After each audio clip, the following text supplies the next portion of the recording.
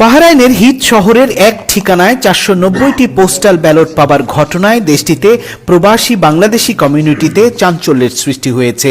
Migration কনসার্নের হাতে আসা বেশ কিছু ভিডিও বিশ্লেষণ ও দেশটিতে থাকা প্রবাসী সাংবাদিকদের কাছ থেকে তথ্য নিয়ে জানা গেছে, এক প্রবাসী বাংলাদেশির বাসায় বিপুল পরিমাণ পোস্টাল ব্যালট থাকার কথা জানতে পেরে সেখানে হানা দেন বাহরাইনের আরেক দল প্রবাসী বাংলাদেশি।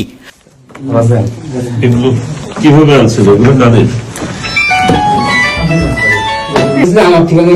আমার ঠিকানা কেন সেটা তো আমার দিয়ে গেছে। আমি রাখছি আমার যদি আমার রুমের আমার অ্যাড্রেসে আমি ওগুলো রেখে দিচ্ছি। পোস্ট অফিস থেকে এসে এখানে দিয়ে গেছে। পোস্টাল ব্যালটে ভোট দিতে থাকা অবস্থায় তাদের হাতে নাতে ধরেন প্রবাসীরা। আমি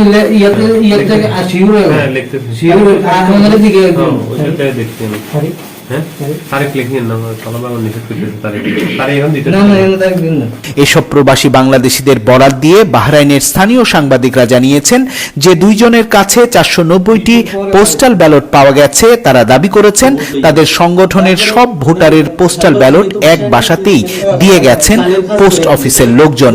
এ নিয়ে তারা আর কোনো কিছুই জানেন না। তবে তারা এখনই কেন ব্যালট খুলে ভোট দিচ্ছেন তা নিয়ে কোনো সদুত্তরও দিতে পারেননি অভিযুক্ত প্রবাসী বাংলাদেশি। আঙ্কেল যেটা এখানে খোলা হচ্ছে এটা আমাদের আমার লোকের, আমার বন্ধু, আমার ভাই, আমরা জানি না, আমরা এগুলো জানি না কেন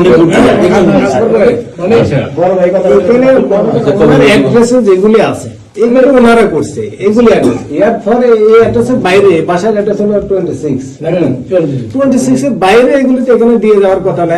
শেষমেশ এই ঘটনা গড়িয়েছে বাংলাদেশ দূতাবাস পর্যন্ত। ঘটনাটি খতিয়ে দেখার কথা জানিয়েছেন বাহরাইনে বাংলাদেশের রাষ্ট্রদূত রইস হাসান সরোয়ার। আমি বাসায় করছি যে আমার অ্যাড্রেসে যেগুলো আমি চেষ্টা করে রাখছি। এখানে তো যার যার ভোটটা যদি সে দেয় এটা কিন্তু বেটার। আসলে আমরা এতদিন কিন্তু